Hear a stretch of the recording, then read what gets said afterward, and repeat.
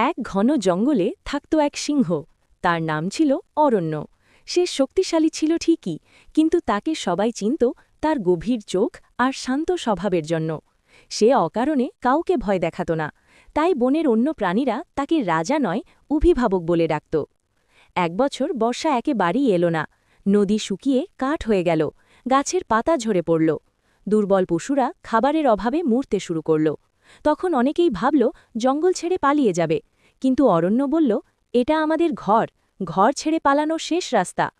এক রাতে সে একা বেরিয়ে পড়ল। চাঁদের আলোয় চলতে চলতে বহু দূরে গিয়ে সে মানুষের পুরনো একটি কুয়ো খুঁজে পেল। কুয়োতে জল ছিল, কিন্তু চারপাশে কাঁটা আর ভাঙা কাঠ। অরণ্য নিজের থাবায় কাঁটা সরাল, পথ বানাল। সকালে সে ফিরে এসে সবাইকে সেখানে নিয়ে গেল। পানির সমস্যা মিটলেও খাবারের সমস্যা রয়ে গেল। তখন অরণ্য এক নতুন নিয়ম বানাল, কেউ একা শিকার করবে না, শক্তরা দুর্বলদের আগে খেতে দেবে।